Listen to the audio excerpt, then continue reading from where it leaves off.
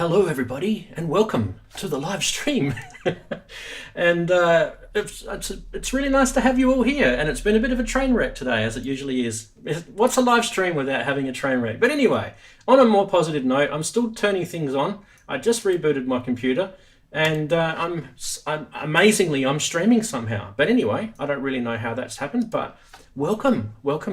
Now we have got some awesome people who have joined us this week. So why don't we start off by saying a quick hi, because I've got his name set up properly, to Jamie. How you going, Jamie?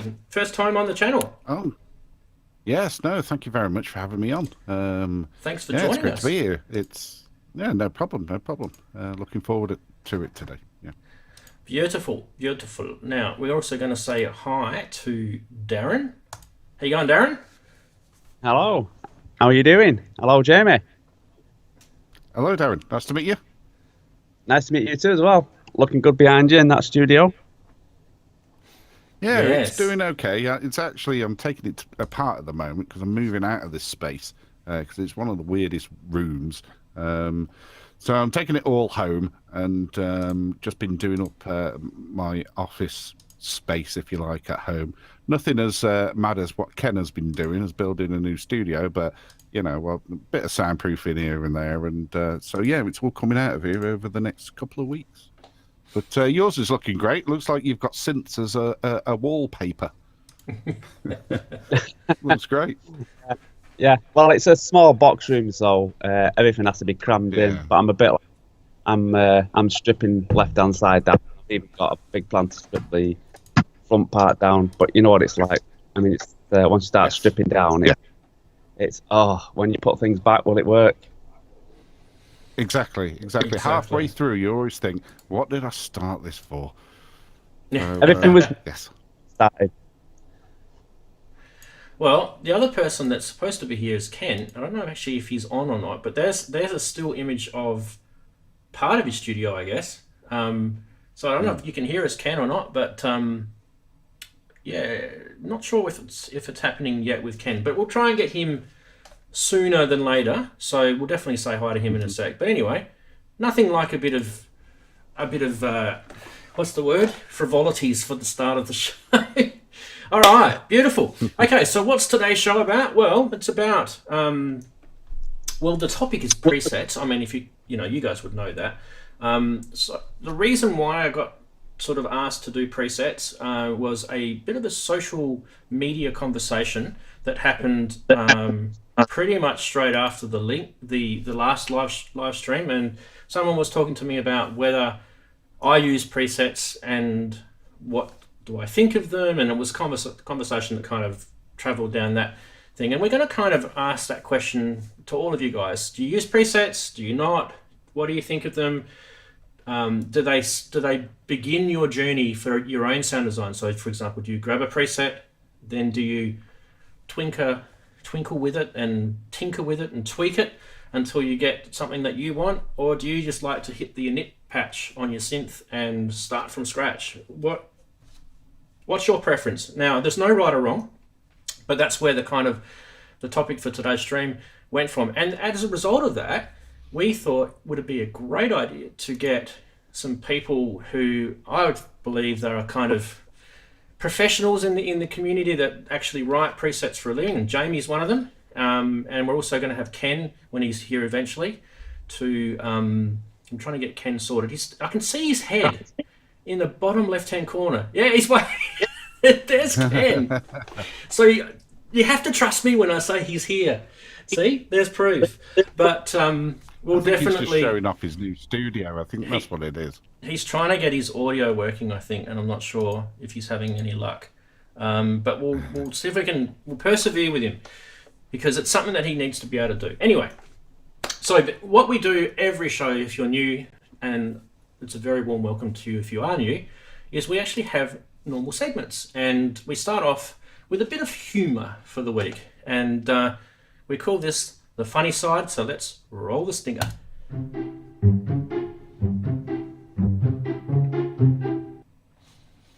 Yes, here we are. You've arrived at the end of the internet where things are supposed to be funny. If you're looking for humour, this may not be the place. But anyway, what I tend to do with these types of funny side segments is I like to go and find memes and funny graphics that I find over Twitter and Facebook and the interwebs. And we'll start off with, in not any particular order at all, we'll start off with this one. That's right. The all-new Volca Breathe.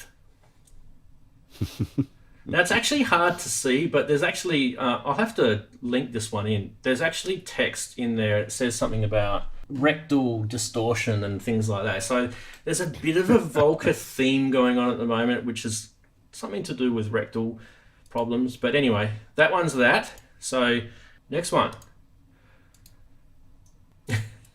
I'm just letting you guys read it. Yes, yes. So who's been there? I've been there. Jamie's been there. Darren, have you been there yet? Yes. Yeah, I can't read the first line. It says if some you reason. walk out that door to buy another keyboard thingy, we're done. Oh, all the time. All right. So I think we've all been there. All right, moving on. Next one. There's a lot this week. This one says Moog Music today announced that is returning 16-channel vocoder to production, and the lady's going, oh boy. And then down the bottom, pricing and availability. The Moog 16-channel vocoder will be available this year priced at $5,999 US. Audio demos are available on the Moog site. And she's like, what? Like, in other words, that price just ruined that whole excitement. How many times has that happened to us? Oh yes, definitely. Yeah. Now I got creative this week, and I don't normally do memes, but I did. I did one. I actually did two. So let's start with this one. The new Korg Volca Beats. It's actually not new. Has that shitty snare sound that you've always dreamed about. I don't know if you guys have seen the Volca Beats. It's got a little potentiometer up the top, and it says snappy. So I've just changed it to shitty. Yes. So that's an in-joke for those who own Volcas. And also, Yes, I have one of those, and I can concur about the snare drum. It wasn't so much a snare; it was more of there's no punch there whatsoever. A noise, yeah. The this has kind of got two meanings. This meme. So if you've been looking at memes on Facebook, there's all these memes about shitty snares, and your snare sounds like shit. So that's why this might be a product that whoever wants a shitty snare sound. Anyway, moving right along. And this one should be hitting it right home with all the Behringer fans. Yes. Is there an end to their cloning? I don't know if you guys... Check. Oh, I can hear noises. Can you hear me? Yeah, we can hear you. Yes. Did I finally fix it? Looks like you did. We're on the Behringer joke, but I'll just pause it. Yeah, for a I've been sec. following along. I'm sorry to interrupt, but Look, there he is. I can see him. Hey, there's Ken. Now, Ken, how's the hangover going? Is it good? Oh, I don't have a hangover at all. I was up till 4:30 in the morning playing Call of Duty because my dog kept waking me to go outside. So I had some friends in California that I was like, you know what? I'll play Call of Duty with them. Oh, because if you did have a hangover, I was going to troll you a bit, and I was going to go, have a beer. Honestly, no. That one's actually very special. I'm fortunate enough to have no hangovers. I'm just, I woke up and my wife actually called me because I fell asleep on the couch because I didn't want to wake her back up. And she's like, where are you? So I said, yeah, I'm out on the couch. And then I started looking through my notifications on my broken phone screen. And then I saw, oh, yeah, we got this show. Let me hurry up and get down here. And then, of course, nothing was working in my browser. So, but it's somewhat working now. Now I just have to fix where the sound is coming out from, which I believe I have that in just a second. So we're pretty much good. You're good. Okay, we've got voice. So that's the main thing. So that's pretty cool. All right, let's continue. I'm just trying to prevent you guys from hearing echo from my monitor because right now it's coming through my I use a TV screen instead of a regular PC monitor, and it's audio is coming out of that right now, which can be a problem. Okay. But we should be about it. We're good so far. All right, let's go to the next segment. We do a news segment, which is called News from the Geekery, and we'll roll the stick for that.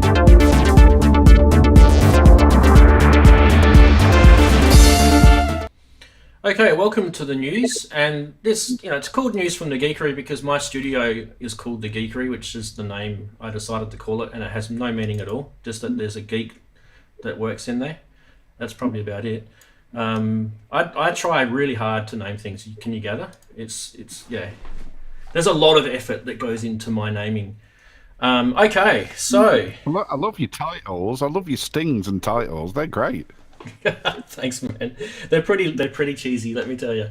All right, so news for this week. We're going to start off with, I reckon, one of the coolest things ever, and that is there's a guy out there on the internet, and he's making firmware for the Korg Volca FM, and he's doing it for free, and it's not anything to do with Korg. There's actually 2 out now, so he's done version 1.08 because the last Korg official one was 1.07, and now he's actually done an update to 1.08. This is 1.09, of course, and it's actually really, really cool.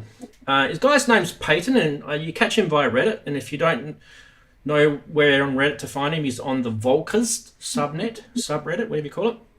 Now, he's updated this unofficial firmware. I'll quote unofficial again because it is unofficial. It's not supported by Korg. If you do install this, you're doing it at your own risk, and you may void your Korg warranty, blah, blah, blah, blah, blah. Who cares? Just do it. This time he's added some fixes for the program change feature that he added with the last firmware update, which is cool. But the big one is now he's added Sysex parameter change support. And what that means is now you can use Dext as a front end to tweak your patches on your Volca FM. So there's not enough knobs on your Volca FM.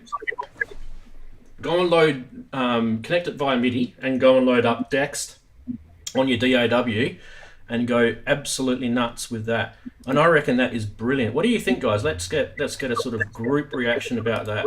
What do you reckon of Peyton and his free firmware? Reverse engineer. Can I ask a question? Mm-hmm. So I don't have a Volca FM. Yeah. Can you not MIDI? Can you just use a DIN MIDI cable to it and map all those parameters to, like, any MIDI controller? It's only got MIDI in. It does have MIDI in, right? Yeah, it doesn't have MIDI out, so you can't you can't So save anything out of it. Instead of using Dex, you could also use like patch base or anything else, right? Oh yeah. Anything that sends Sysex, you could use. So yeah, you could use a VCR. You don't need a 2000. firmware update to do that. You do. In this particular case, you do, because what it does is let me get into a little bit of technical details. Where did I put it? I will tell you exactly what it does technically, and you can get all nerdy with me. All right, Volca FM firmware update notes. Here we go. You can go into the original DX7. Actually had patch parameters that did updates over Sysex. For example, there were like 155 parameter settings for a patch. Okay, with that you can go and do things like change settings for things like aftertouch, portamento that were in the original.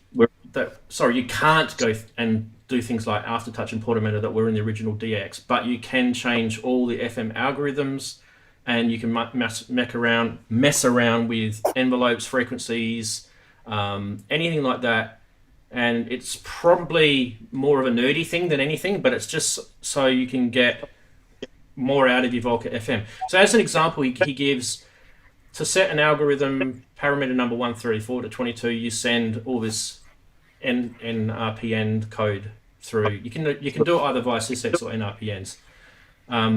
So that's basically a quick rundown of what it does. Now, I'm going to do a video on this, so if you want to get even more geeky and nerdy about it, the video will be out probably in the next couple of days. Just give me a chance to finish shooting it and editing it and stuff.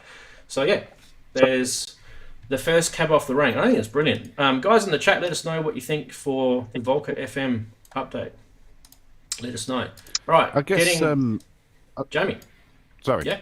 That's yeah, right. well, I was just going to say, I suppose with having the DEX front end, you could use some kind of automation in your DAW, and then that would affect the actual Volca itself, wouldn't it? Suppose with it being SysX, though, it might be a bit slow and clunky. But yeah, I suppose it's a good addition to have. I don't actually have one of those myself. Bit of feedback. That was I've that got was one of from those. Ken. I've got a Volca bass, and it's more like a Volca collect dust rather than being used for anything. But you know, they're interesting things. But no, I've not actually tried the Volca DX. There's quite a lot of different synths now. With personally, my favourite was when Roland dropped the FM update for the System 8. Oh, wasn't that beautiful? Yeah, that was fantastic, and such a great way of using knobs and everything for FM. It kind of made a bit more sense to me, really. But yeah, I've got the System 8 just above my head there, flashing away. I'm just going to headbutt it. yeah, it's cracking synth. It's absolutely cracking beautiful. synth. All right, let's get back. A couple more news things. It's actually pretty cool news this week, because normally it's gear. Yeah, we're just kind of just so gear focused, aren't we? But this week there's actually some cool stuff. But as I've just said, it's always about gear. Well, guess what? There is a bit of gear. Now this is really, really interesting. This is a company in the UK called Trax, and they've released a synthesizer called the Retro Wave R1. But this synthesizer was released in 2012. And I think either I've been sleeping under a rock, and if it's just me that's been sleeping under a rock, I think there's a lot of other people that are in the same boat as me that have been sleeping under a rock, but this is not really that well known. And No. I actually think it's pretty cool. It's quite affordable. It's priced at around about £350. You can get them obviously now because they've been around since 2012. Anyway, the guy that told me about it was Tim from Synth and Atom. I don't know if you guys know him. He's pretty cool. And yeah, I just thought it sneaked up on us. And so what's so good about this? Well, it's another mono synth. It's analog. It has VCOs, but this one, it's only a single VCO, and it does have different waveforms in it, like square, ramp, triangle, sine. Has shaping for square, so you can do your different, your pulse sort of waveforms, but also it has pulse width modulation, 2 LFOs with a heap of FM cables. You can see the FM stuff on there looks pretty cool. And it's got sample and hold. It's got a single envelope generator with contour, 24 dB 4-pole low-pass filter. It's got this ADR sweep, which is something that I reckon all synths should have, and that gives you that real wow effect on your, on your filter and things like that. It does have quite a good MIDI implementation in it, so there's a bit more, but I do have a little video to watch, so let's check that out. Now let me see if I've got everything set up and ready to rock and roll. Okay, that looks good, and I've lost my, there it is. All right, let's watch.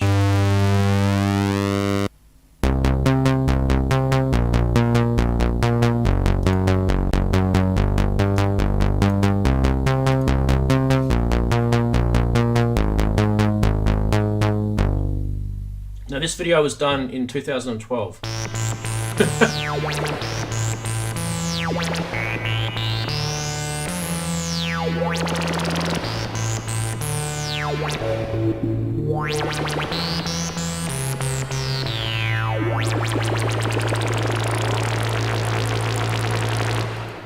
I just love those farty sounding filters. That's the best thing ever, isn't it?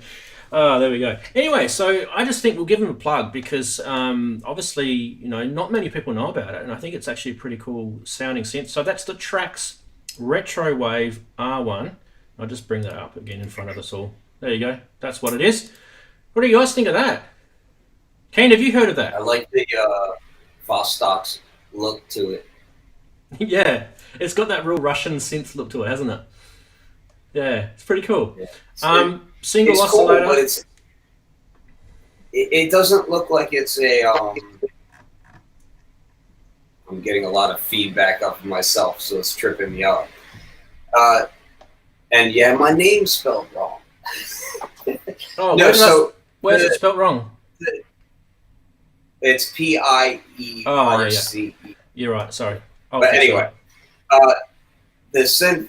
I gotta pull one headphone off because I hear myself really loud.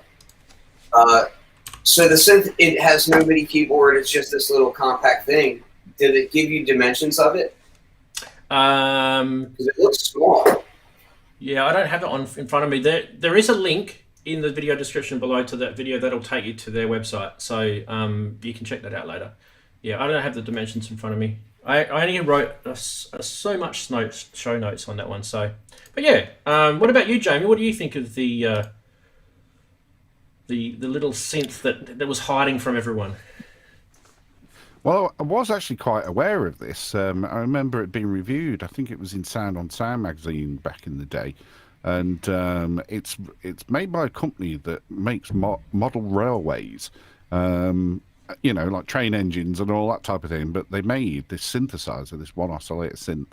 And I mean, if anything, it could be seen as a slight forerunner to the Moog Mother 32 in terms of, you know, its scale and being a single oscillator and all that type of thing. There's a couple of times I nearly went for it, because at that time there wasn't really that much about apart from vintage gear, and all we had back sort of 2012 even was like virtual analog things. So I guess in the sea of, you know, synths that are out by Behringer, the small rack mount things, it's probably going to get lost again. But I've not seen this as an update. I'm not too sure what else they've added or whether it's just a reissue, but it does have a nice kind of vintage sound to it. But I don't know. I think all the days of having synths where, you know, making presets is a camera taking pictures of it. I think they're pretty much gone for me. I think. Yeah, they are. I do like them. I think I'm definitely get Darren's point of view on this one too, because he kind of likes this sort of stuff. Yeah, can you hear me? I like this. I think I didn't know anything about it actually. But yeah, it's quite a cute little thing. But like Jamie said, with Behringer cloning every analog synth from the past, it probably will get lost. But I think it'll have that little classic sort of nuance, you know, that people have never heard of. Yeah, I won't mind having. I don't know how much. Like I say, it depends how much they cost. Because with the Behringers racking them out at about 270. Yeah, it's definitely going to get lost. It's over that. The price is kind of probably set back in 2012, isn't it? Yeah, but it's just different, isn't it? It's, you know, it's like when people have never heard of like the Wasp or the Cat keyboards, something that not many people have probably heard or seen. But you whack a load of effects on that, and quite a lot of things sound good. Awesome. Yeah, the thing I liked about it probably the most was the I think it's probably the sort of synth that you can get more sort of science, sci-fi sort of effects out of. It's one of those synths. It does have quite a fat sounding square wave on it too, which I do like. I do like a nice bassy sounding square wave, so that's pretty cool. But yeah, that filter definitely had a bit of life to it that I haven't heard perfectly anywhere else. There's a bit of nuance there in that. So, and it's very hard sometimes to tell from YouTube videos with all the compression going on. But yeah, I think it's got some legs. And 350 pounds is not too bad for a full analog synth. What was the name of it again? It's the Trax company, is the name of the company. Retro Wave R-1 or R1. That's the name of the Trax Retro Wave R1. Yeah. Anyway, we have got. I was just pulling up the site and looking at it. Yeah, sure. It's a very minimalist website, so I'm guessing it's kind of like a 1 or 2 person company, you know, one of those things, which is always kind of nice to support. Yeah, and as Jamie said, I didn't even know. That was awesome that he's brought that up, that they do model railway stuff. So obviously they'll have lots of electronic knobs experience with running modern railways. So low 12 volts, everything's 12 volts. I wonder if that synth is 12 volts. It'd be very interesting. All right, let's keep going because there's a couple more things to talk about. Yes, this one. I don't talk about iPad stuff a lot, but I do like this iPad app. And this is the one called Sampler, Sampler, and it got an update. And the update is actually pretty cool. The guy that writes this app for your iPad is a guy called Marcus Alonso. And it's been a while since he's done an update on this. And so I will actually show you. Because I thought, well, over it, I'll get my iPad out and I'll show you. So there's my iPad flashing away in the background. And in fact, I can actually do even one better. So you're not looking at the glare of the screen. I can go full screen on my iPad. How do we do this? We turn that off and we turn that on. There you go, look at that. And I can even make it bigger for you. So there is the iPad running, and I'm going to just hit the S up the top left hand corner, and you can see there that it's got now an Ableton Link feature in it, which is awesome.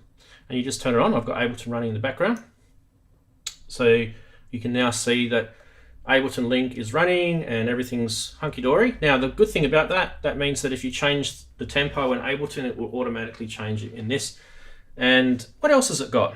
It's they've fixed a few things on this. They've fixed audio recording and file import issues. Apparently there were issues with it. I never had any issues, but apparently there was. And they've enhanced the user interface for the new iPads that have come out. So obviously that's part of the app development that they have to keep doing for Apple.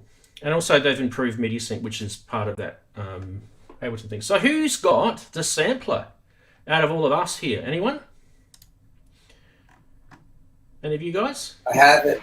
I use it sporadically at best, as I do all my iPad apps. Yeah. I'm the same. One thing that I found about the iPad apps is that I have to set them on a dedicated interface and just use them as their own piece of hardware, or else I'll get too tripped up in all my different workflow with it. So I tend to set it up, have it on its own audio interface, and just kind of off to the side. And then when I want to use it, I just plug it in and use it like a rack piece of gear. Yeah. Cool. All right. Anyone else? I'm kind of similar. I'm kind of similar in that, I bought these iPad apps and with good intentions, and you feel quite clever when you manage to get them to all sync up with whatever else, but then they just sort of die, really. For me, I just don't use them. I mean, I did buy a dedicated iPad. It was one of the 12.9, I think it was the first generation one, and that just ended up being a TV for Netflix. So I've got these apps. I don't know what it is, because on paper or on the screen, there's nothing wrong with them. They do a lot of things. I mean, some of them are, there's no cost or low cost to them. And they can do all these things and they sound good, but there's just something about it that doesn't work for me. And maybe it's because I'm old, so maybe it's, I need that tactile touch rather than sometimes, you're there hitting buttons or moving a slider and it doesn't catch right and you're doing it again. And you just end up getting frustrated by it. So, but you can't fault what they do and what they sound like. I would have thought there would have been a lot more since the iPad and everything has been out for such a long time now, that there'd be lots of bands and things like that just using them and not hiding them but highlighting the fact that they're using them. But I don't know whether I'm just not looking in the right places. I don't know. But maybe if Kraftwerk were still young and hip, they are. They'd probably rock up with iPads. when they're on stage and they're in front of their lecterns or whatever it is, they're probably just checking their email. I don't know. You can't tell what they're doing, can you? They're just standing there, robot-like, which they would do. So I think that's probably half the problem with iPads is if you're to perform with one of these things, do you know what I mean? Like it's it's just like using a computer, really. It's a little bit more touch side of it, but yeah. I think they have their uses. If this was around, if this was around when I was like first getting into this, when I was like 17, God, I'd have jumped at it. But I don't know what it is. There's just some disconnect that I have, and it's not the apps. They utilize that interface as much as they can, but I think there's just some disconnect to the hardware. I'm going to say something weird. I actually think the Microsoft Surface is better to use than the iPad. It might be because I'm just not a massive fan of the iOS operating system. I'm an Android phone user, and I absolutely can't stand Apple phones. I used to have them years ago, but I've stopped. I've always used Android. And I've got a Surface right in front of me here. I've shown on the stream before. And I use that to, play my show notes and watch the social medias. So it's, for me, I wish there was more app development for music on a Surface. In fact, you can actually run a whole DAW on your Surface. I've actually got Ableton running on mine, and you can use the pen, the touch pen that comes with your Surface. Yeah. And you can pick these things up dirt cheap. This one's an Surface Pro 4, so it's been around for a while, and I got this for $100. So, $100 for a pretty decent computer that you can muck around with. Anyway, we're digressing. I use can you hear me? Yeah, we can hear you. Yep. Okay, Yes. I had to reboot, and we'll see if that helps. I use a Surface Pro for Reactor with my ES8 and my modular, and I kind of set that off to the side, and again, dedicated audio interface for that kind of thing, and use it as a typical song. But you can get Surface Pros for so cheap now. Like, you can get Microsoft Surface Pro 4, which is actually still very relevantly spec'd. I mean, we're talking i5. I don't know if they went up to i7 in those ones, but i5 for like under $600, and if you're in the US at least, like under $600, which is pretty crazy because that'll run, like you said, like Ableton, Reactor, some fairly high-end synths, because you can get more than 8 gigs RAM, I believe, in them. I think you can put 16 gigs RAM up in those things, so you can run pretty substantial software on those things, and the touch are really nice. And without getting too geeky, they actually have M.2 drives in them. In fact, I'm going to show you guys my Surface. So, because the one that you just talked about, Ken, is this exact one. Yep. That's my Surface. That is a Surface Pro 4. There it is there. And you can run Ableton in here, and I forget where I've put it, but it's in there somewhere. So I have my show notes on here. It's brilliant. Which number is that? Surface Pro 4. That's a 4? Yeah, that is 4. Yeah. I know, because I bought my daughter a 3 because she wanted to get into digital drawing, and she promptly broke it directly after Christmas, and then got her a 4. And I still have the 3 with the broken screen, but apparently replacing the broken screen is like $150. I think there's a broken screen here as well. Like $300. So I'm like, I don't know. But sorry, that's me moving the Surface back. While I was using it, setting it up, putting machine on it. Yeah. Which she's not using any of that stuff. But I was like kind of testing it, and I was just like, man, this, because I have a Surface Pro 2 that I had been using with Reactor for a while, which you can get those things for peanuts, but they're kind of, the screen is smaller, the layout's not nearly as refined. But man, I started using the 3 and the 4, and I was like, wow, this is actually really, really nice. Yeah. And All right. My family just left. Sorry about that. Let's do it. This one is I've only got 2 to do this week, so we'll just get them through quickly. This is more probably scammy / price watchy / anything, I don't know. How about this? Now notice the highlighted comment up the top. So someone's listed a Roland Jupiter 6 synthesizer with high-end gated flat keys and Europa mod. for something like $2. I think they might have actually typoed the price in that. And then straight away, within a few minutes of this going up, this offer has ended because the seller, it contained an error. I think the price might have been an error.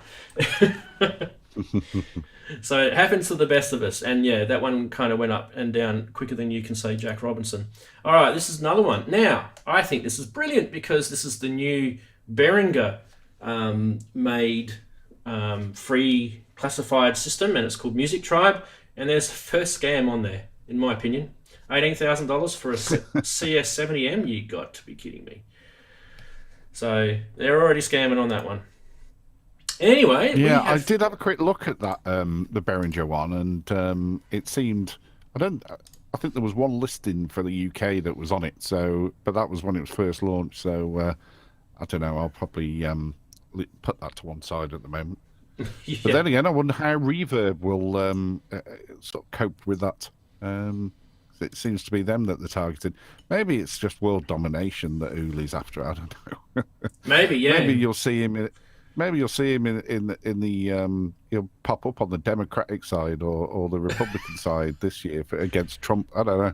Merkel. He's gonna try and throw Merkel off. She's been in there for a while, hasn't she? The German leader. Oh yes, Merkel in Germany. Yeah. Merkel. Yeah. That's it. Yeah. Anyway, let's get to the real show. This is why you guys are here, Ken and Jamie, because apparently you guys know a little bit about. I heard a rumor anyway. I think you guys know a little bit about making patches for synths. So yeah, I think this is actually quite an interesting topic because we kind of, as users of synths, and when I say we, I mean Darren and me here, but probably the rest of us in the chat, we make our own patches, but none of us have ever done it commercially, or none of us have ever done it to sell for a start. So I guess kind of what we're interested in is how did you get to doing that, and do you love doing it, and it's inspired you, that sort of stuff. Sort of just go through that a little bit, and maybe who wants to go first, Ken or Jamie? You guys can put your hand up. Ken? I'll let Jamie go. Ken? Let Jamie go? I Okay. talk too much. Oh, right, okay. All right, Jamie, you go first. Right. Well, I've been doing it involved in synths since late 80s, and I've bought loads of them. I've gone through the digital stages and all that. And like sort of many people, you know, you buy a synth and it'd have all the presets in, and you tweak them for your actual track, depending on the type of thing that you're using. Some synths, especially the digital ones, things like the Korgs, they're a bit more of a nightmare to try and program, because usually there were little tiny screens to actually, you know, build a whole patch from. But for many years, really, I'll be honest, I didn't really know how to make a sound. I knew how to tweak, but I didn't necessarily how to do it for an init patch. And that all came organically, I suppose, over time. It's like anything, really. How I actually got into doing it commercially, and this is Geosynths is my full-time business. It is it's an official business. My background was video production for small and medium-sized businesses. So, you know, it was for a company that used to put yellow directories outside and in your door. So I worked for them for quite a number of years doing that. And then, unfortunately, myself and a number of the people got laid off. So, but around that time, I just bought an OB6. Or should I preface? I actually did some free sounds for the Base Station 2, and I just sent them to Novation, and they put them on their site. But in terms of polysynths, I bought the OB6 and I'd put online, and some people had said, oh, you should do a bank. So I did a bank of patches and then released them. I thought, and then, of course, then I was made redundant. So then it was a choice of, right, I either use my redundancy to then help and sell my vintage gear and then buy some of the latest gear and make patches, or I update my camera equipment to 4K stuff at the time, you know. And I chose the former. And so then it was just a case of get your head down and make as many sounds, you know, as you can. And I don't mean like a sausage factory. I mean, I make sounds for me. I want to hear them, and I've got to like them before anyone else does. But that was how I kind of got into it, and then just treating it as you would just a normal business and investing in yourself, buying some newer synths, some work, some don't. That's the kind of gamble of doing it for a living. But all my work really is aftermarket. I haven't done any pre-release patches. So I've worked for Novation, I've worked for Moog, I did Moog 1 patches, but they're after the release. So it can be a different approach, because sometimes manufacturers, you'll get a brief of what they want and the types of sounds that they want. Some are like free and open and let you do what you like, or a certain percentage. For instance, when I did the Moog 1, I did a bank of classics, and they just I said, well, just do me a spreadsheet of the songs that you want redoing, and the type of sound, like do the lead sound, do that, and that helped me out. While there's others, Novation, it was just using their latest firmware and things like that. That was for the peak. So it depends on your approach. But like I said, I haven't done any pre-release for a synth that's due out. I haven't done that yet. Fantastic. Wow, I actually didn't know half of that, so that's really, really nice. Thanks for sharing a bit of your background. Yeah, no worries. Yeah, it was awesome. Now, I'll go to you, Ken, in a sec, but just sticking with you, Jamie. So you mentioned you did the Moog 1. Just give us a quick rundown of synths that you've done banks for, and obviously you've got them for sale on your website. So just give us a quick rundown of those. Well, it's mainly polysynths that I deal with. I've done sounds for monosynths, but I just haven't released them. But yeah, it's Behringer. In fact, my latest bank, a bit of a plug here, sorry.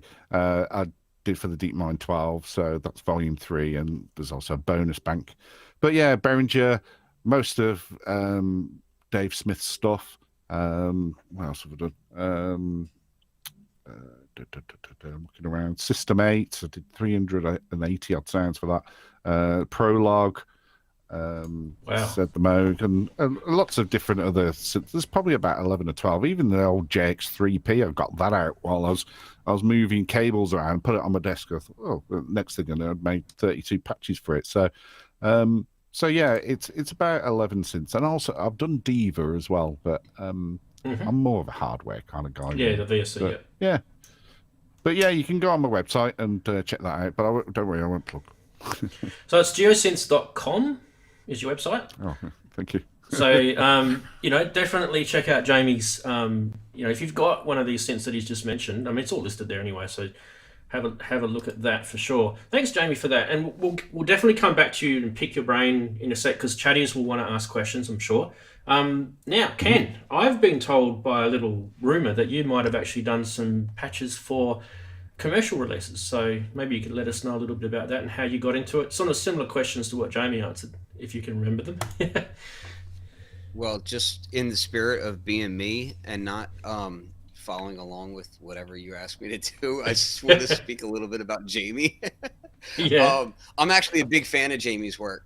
Just to be very clear about that, I highly recommend anybody watching the show, like, go check out his presets, because I've used them myself. Like, I'm one of those guys that, like, I think presets are a great thing. I personally use presets, and I also create presets. I think presets can be a great starting off point, and then sometimes I think presets are amazing when you just want to create a track and, hey, this sound works, so let's use it, right? Geosynths constantly comes with really good stuff that tends to fit my taste. So I'm actually honored to be on the show with him. So I just wanted to say that. Thank you very much. I'll give you that $10 later. It's beer. It's beer at Jamie's house afterwards. Beer and whiskey. Yeah. So I actually, just to give a little bit of perspective as to how I got into it. I started in music doing like punk rock stuff, and then I left that and I started doing like hip hop stuff, and from a very organic level. where I come from, punk rock and hip hop were very much one and the same. A lot of similar circles, and then also a lot of very different circles as well. So it was an interesting time to go from one to the other. And I got really into. I started out as an MC, which I was also lead singer for the punk band, and then I found that like the sound of a lot of the local producers wasn't really what I was after. So I started creating my own sounds and started making my own beats, and then got into beat battling and that sort of thing. And when I was doing that, afterwards, people kept coming up to me. I would win a beat battle, and people would say, "Man, your drums hit so much harder than XYZ. You know, where'd you get them from? This, that, and the third." And this was in a time when it was kind of taboo to be using like a DAW and that sort of thing. And I was using MPCs and that sort of thing. So I started saying, yeah, like I was recording a lot of my own drum sounds and that sort of thing. So I started bringing floppy disks to these battles, and I would sell them to select individuals. I wouldn't sell them to everybody because I was like, oh, you can't have, you know. So I was very cagey about it at first. And so like I would first I gave out a couple of sounds to some friends, and then they would talk them up to other people, and then people were coming to me, and I was like, well, I can make some money off of this. So, and I was putting a lot of time and effort into it as well. So I started selling them, and it made sense. You know, it wasn't like oh, I'm just going to make sounds to make money. It was like an organic thing. While I was creating beats and whatnot, I'm a big record dig guy. Like I love digging for records. And I really like digging for records that other people haven't used. So I started finding all these early electronic records. Like I'm talking from like 50s, late 50s, early 60s. And I started getting like Buchla records, and I still have a ton of them, which are worth crazy money. Yeah. And that stuff was like blowing my mind how weird it was. Yeah. And I was like, man, I want some synthesizers. So I started buying very crappy, digital synths and whatnot. And some of them were actually great. A lot of people hate the Micron. I love that thing. But I started realizing again that the sounds on them weren't always what I wanted. So I started programming my own. A few years into that, I started making presets for Native Instruments Machine and for a few other soft synths. And I started doing more and more VST design. And about, I want to say it was 4 years ago, I think it was. My timeline's probably off, but I made a vow that I was like, where my heart is hardware sound design. So I went ahead and yeah, I do have a Tempest. I'm seeing in the chat. It's right behind me. So I made a vow that I was like, I'm going to do factory hardware sound design, because I was doing factory VST sound design, like, presets that ship with the product, but I really wanted to do some hardware stuff. And the first one, I think it was the first hardware one that I actually did and got to do in a big way, was the Matrix Brute. So I think I did a total of like 60 presets for them, and I think 30 of them made the actual synth, which was kind of a big deal, because if you look at the Matrix Brute, like, it doesn't have room for a infinite amount of patches on here, and not only that, I had done a lot of work for other companies that didn't give me credit. So a lot of these audio companies won't give you credit. Like, you'll work for them, and that's great, you get paid, but they don't put your name out there, which makes it a little bit harder to kind of put a portfolio together and that sort of thing, and get your name in, because the audio industry is a pretty small, close-knit industry. Yeah. So yeah, Moog were like that with me. Yeah, Arturia was extremely good with putting my name in the software. Like, if you go look at Jupiter 8V, like, my name is in the credits. When I had worked with other companies, I don't want to put them on blast, but my name was never put in the credits. And yeah, it didn't make me happy that my name wasn't in the credits, but I was still like, hey, I'm getting work, whatever, And I was fortunate enough to make good friends with the lead sound designers over there, and as well as with a few other companies. And they've, it's all about working hard and actually doing what they ask. Because I've noticed a lot of sound designers will come on board to a project, and there are specific things that you need to do when you do factory sound design. Like, you need to have your macros set a specific way. You need to have this a specific way. They're not looking for just any random sound. Like, usually it's, okay, we want this type of sound, this type of sound, this type of sound. We need X amount of each one of these, and they want you to help the product become what it needs to be. Like, there's a vision for the product and it needs to be that. And I've seen other sound designers come onto projects where they don't care about the guidelines, and it ends up making more work for the team, which is really not cool. The whole point of it is not that you're just making patches for yourself, you're making patches for other people. So yeah, I try to make sure that I work hard and that I provide what they ask for. And then if there's stuff that I want to do for myself, I can put it out on my own website and I can do my own little things, and that's fine.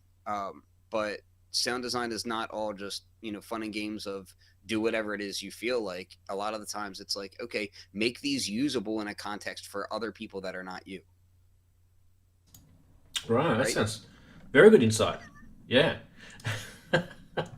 I knew about the Arturia Matrix bit, of course, because we've talked about it before. But I actually didn't know you did the Jupiter 8 from. I did presets for Jupiter 8. I've done presets for a lot of different VSTs. I did presets on Micro Freak. I did presets for obviously the Hydrasynth, and it's just a coincidence that I'm wearing this. This is what I slept in. Oh, we're plugging shirts. There's my shirt. Yeah. I just wear myself. That's another side is that so oftentimes I'll do sound design, but I'm also usually involved in voicing and testing, right? Like early on. So a lot of the times, and then I have like a little bit of my press thing too. And a lot of the times, because I try to be very cognizant of NDAs and, announcement dates and that sort of thing. Some people will leak things.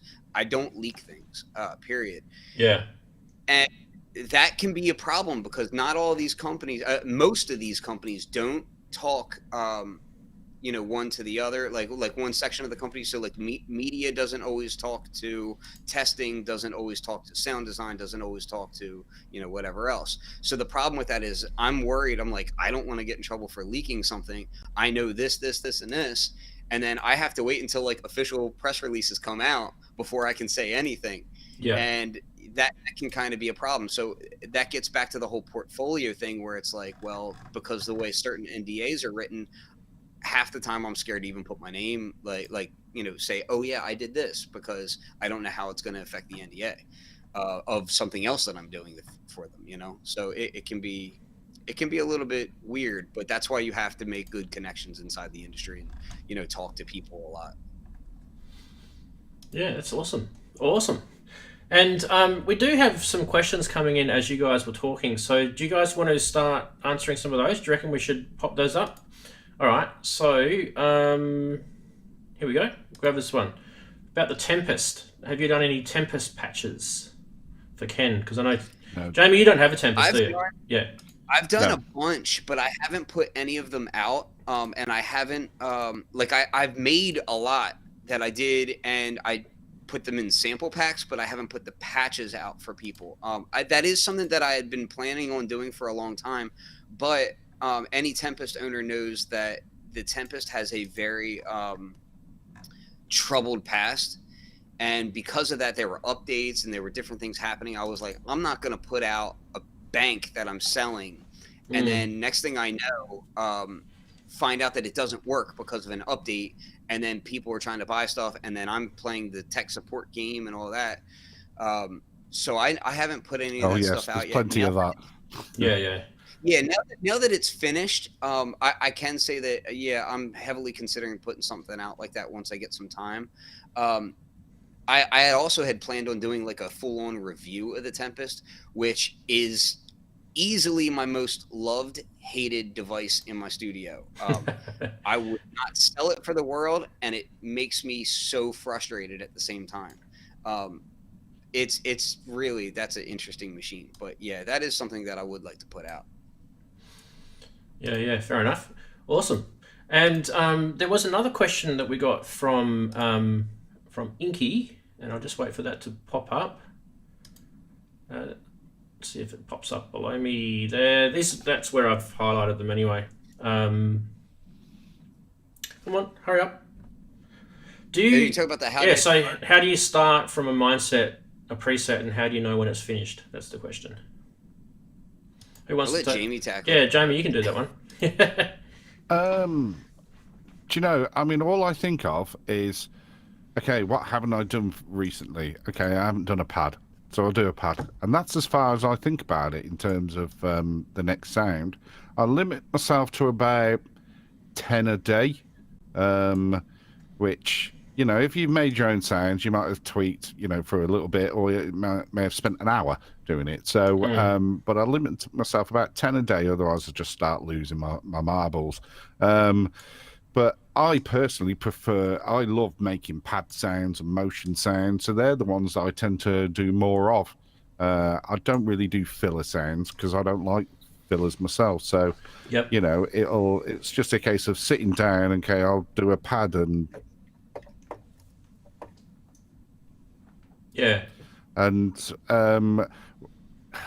it takes as long as it takes. When it's finished, I don't know if when it's finished, it's kind of like, you know, when you listen to a track and you've tweaked a little bit with the EQ and the compression, and then suddenly it all just sits. It's that. That's really, you know, my kind of process really for it. But again, I do have a process for making sounds, regardless of whatever they are, or if it's a bass lead sound. I have a process of how I move around the synth, no matter what synth they are, because they're all pretty much the same, subtractive synths.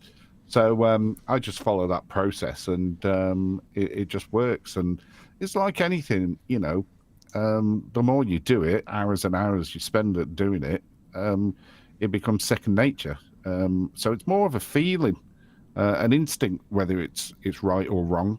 I think that's probably my approach to it all. Brilliant. That's a good answer. Hey, now, can I follow up on that?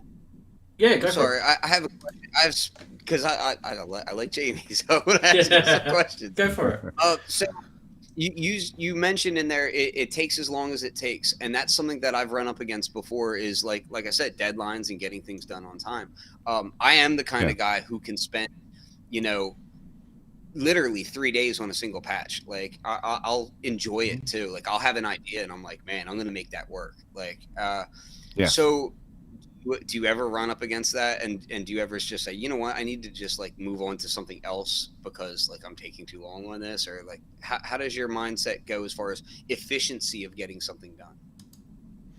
Well, there's the thing, deadlines are the thing. So I mean, I don't you know, a lot of the time my deadlines are my own personal ones. I want to get them out by the end of the month or something. And generally a bank for me, if it's just a single layer synth, will probably take about a month to make the sounds. But yeah, I often go off on tangents. I'll make a sound and it's like, oh, I'm there forever just playing the thing. Though I don't ever really go back to patches. So once I've made it, that's it. It's done. The only time after that I go back to it is when I run it through like a level meter or something like that, and I check all the patches. Make sure they're hitting similar levels. Or a different, for instance, you know, if you've got like a monosynth, which is a unison, and then the next one is a pad. Well, if you play a single note with a pad, you don't want it the same volume level as the unison. So because you're not allowing them for the chord to build. So it's those little sort of checks. But no, it's not quite a sausage factory. But because like I say, you know, I've got to like the sound. If I don't like it, then it doesn't get released. And you know, with certain synths, I'll put bonus banks on where that I'll just include variations and so on. But no, I think once it's there, move on to the next. I think that's really my kind of approach. Giving yourselves limits of how many you're going to do in a day, probably.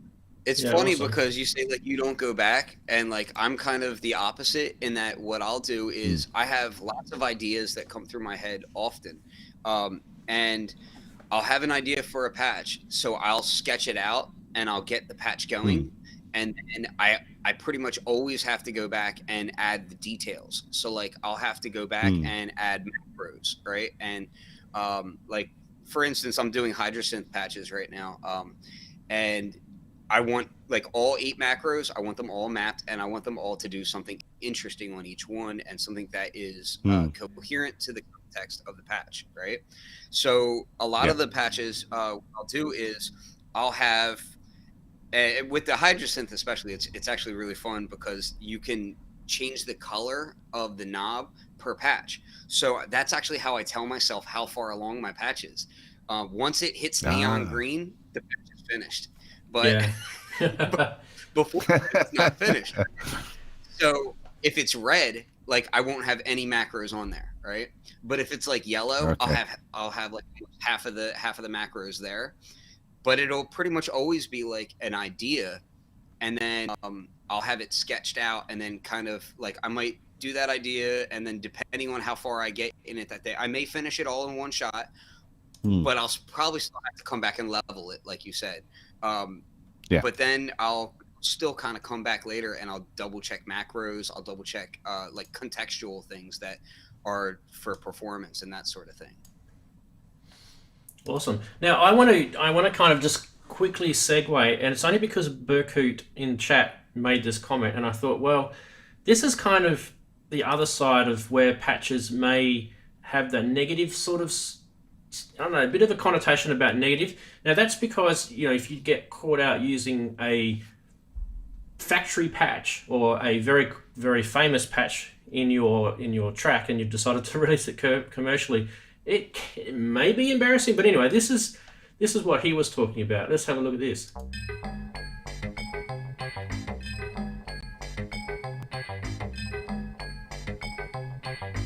Sounds like that new Korg wave state.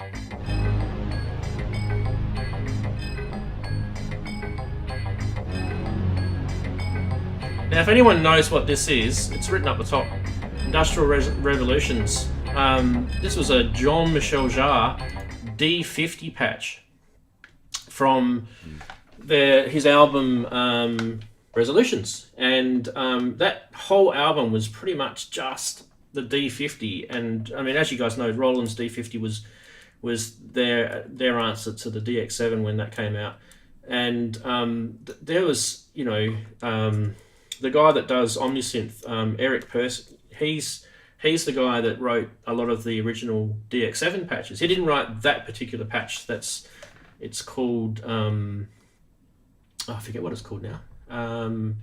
The string sound's called Orchestra Philharmonic, but there's some really weird sort of patches in that. And that whole album, you can actually freely download those patches, and you could almost remake that whole album. Literally, it would sound exactly the same. I mean, obviously, he used Fairlight, and there's a few samples and things like that because it's Jean-Michel Jarre, and he's probably used ARP 2600 in there as well. But other than that, the good meat of that album is a D50. Now, here's the question, I guess. Should we be getting a patch and tweaking it, or should we just play it? Now, before you answer, I did a jam, I think it was 2 jams ago, where I decided, just for shits and giggles, just for fun, I'm going to grab a couple of synths. I grabbed the Sub 37, I grabbed something else, I forget what it was. Oh yeah, the Circuit Monostation. I literally found a factory patch that I thought sounded pretty cool, and I didn't change anything on it, and I programmed that in, and that ended up being my jam, and it sounded a bit like the KLF. But anyway, I thought we'd sort of hit that question to you guys. Who wants to tackle that one first? The question being, do you recommend that you should get a patch and change it, or if you think it sounds great, just use it? What's your answer to that? Who wants to hit that one? Darren should go because he's okay. Say whatever fits with your track, use it, because when I'm writing a track, patches can be a godsave, because if I do write my own patches, but I also use like Jamie and Ken that have pre-done patches, and then I tweak the patches. So it's really whatever fits for your track, because there's a couple of tracks where I've literally used a patch and not done anything whatsoever to it because it just fits perfectly in what you're writing. And also, if I'm sat there thinking, I want a bass, I want a specific bass, and I sit there trying to create this bass that's in my mind, I can spend hours trying to come up with it. And then the whole track that you're writing, you're sort of lost with the workflow, and you're thinking, I don't know what I was doing. Whereas when you've got your patch, you can stick a patch in. Yeah, it might not stay there for the whole track. You might end up tweaking it. But like I say, a lot of the time, patches, they work in your track. If it works in your track, I say it doesn't matter whether it's a preset, one that you've made, or one that you've tweaked. If it fits and it works, it's good to me. That's some good sound advice. Absolutely. First What thing about to say, Ken? What were you going to say? Blade Runner.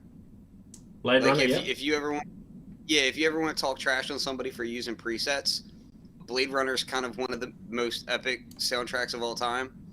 That's a lot of presets. Yeah. Like CS80. CS8.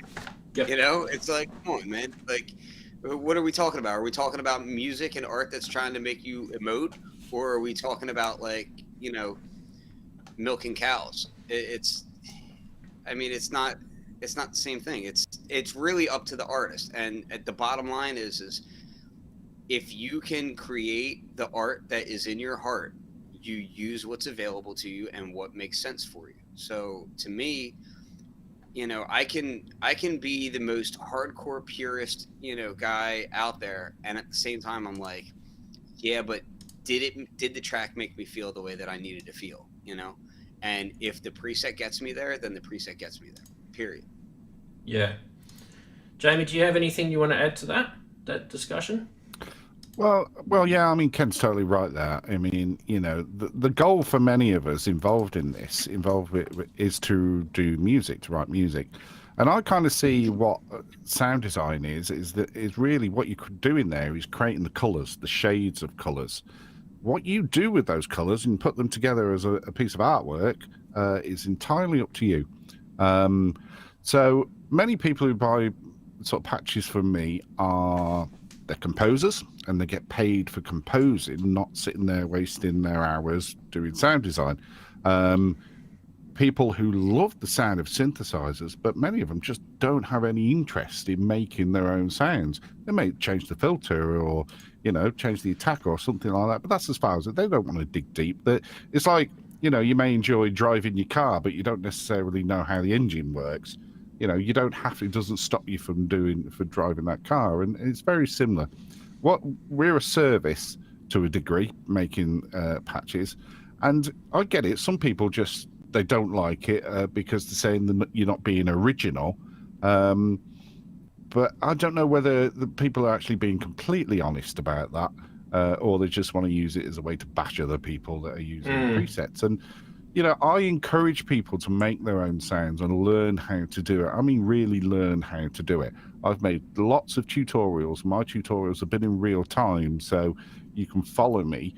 I've got to say, they're not the most popular videos that I've done, but they're in there. I show my process, and, you know, it's not a secret. It's not rocket science, this. A lot of it is just patience and having your own taste, if you like, your own style. But yeah, it's presets that there, take it or leave it. You can use it as a starting point for your track. You can use them to break down how somebody else makes reverse engineer. You know, it's a good way of learning. You know, but yeah, lots of different ways. It's you're at the end of the day, it's your choice. You choose to use them, or you choose to sit down and make your own. It's up to you. Yeah, absolutely. The question is when somebody plays a ballad on a piano, like, or a song on a piano, it's like, do you berate the artist for using a piano because it's all the same preset? Like, you know what I mean? Exactly. Like, yeah, there is that. Me, I think it's all the sound, you know. And as sound designers, I really enjoy creating sound. Like, sometimes I enjoy creating sounds more than I enjoy creating tracks. Like, And there's nothing wrong with that either. I see people that will berate sound designers because they're like, oh, but you're not making any music. And I'm like, sometimes I just want to make sounds. Like, honestly, I really love digging into engines. I've got 2-hour-long videos where I'm just like tweaking filters and finding all the nuances to how they behave. Like, I'm a nerd. I love that stuff. Yeah, same. It's not right or wrong. It's how I enjoy spending my time. You know? Yeah. No, it's totally right. Some of us like that. We like to get under the hood and find the DNA of a sound and mess around with that. Others, they just enjoy the sound of a synthesizer because it allows them to create these moods and these themes and these feelings for the music. So it's there's no right or wrong with it all. You know, you choose to use it. I know from the comments that I get that people have bought synths based upon what I've been able to come up with on a certain synth. Others, they'll send me tracks that they've used the sound and they might tweak them or whatever.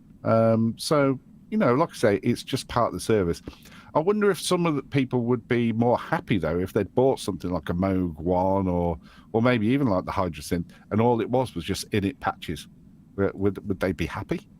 I don't think so. Yeah, I don't think so. Well, I mean, that was for me. That was the big thing about doing that jam the other day. It was like, I don't mind taking a few bold steps, and I know there's people out there like you guys were saying that will shoot you down. Oh, you shouldn't use presets. Oh, you're an idiot because you don't know what you're doing. Well, actually, if anyone wants to challenge me about me not knowing what I'm doing, go for it. But if I wanted to use a preset... And I think that's what that's about. I think that's fun. What it's about, really. It's about someone saying, I'm better than you because I make my own, which is ridiculous. Yeah. I think it's used as... And there's many of those types of things that happen in our industry.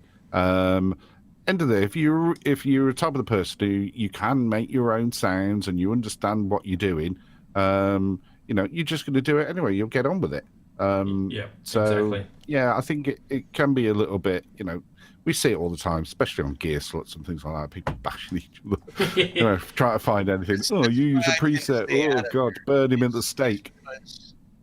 I tend to stay out of gear slots just because a lot of that conversation is just a lot of ego swinging, for lack of a better word.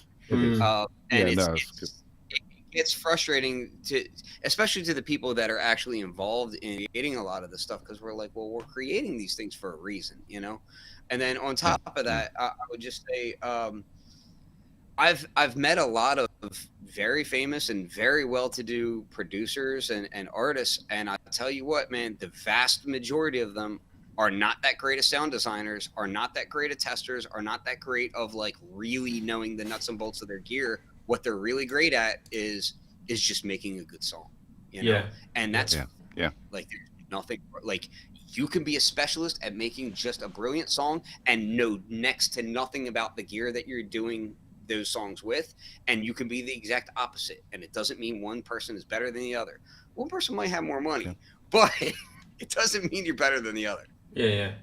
Like, I'm a really big advocate for, and you guys who've been following me for years will know this, we can talk about gear, we can talk about patches, we can talk about anything, cameras, whatever, YouTube, doesn't matter. But at the end of the day, it's got to be something that the end result has to make you sort of be inspired to be more creative. It's that motivation, isn't it? It's that whole inspiration and motivation. If you got a Moog 1 synth because you watched one of Jamie's videos and then you got it and you thought, wow, I've just spent $8,000 and now I'm absolutely besotted. Believe me, it scared me when I was that. Then so what? If you're making tracks from it, that's the best thing about it. It doesn't really, for me, this is why I got you guys on the show, because I'm actually singing the praises of what you guys do. And I think without people like you,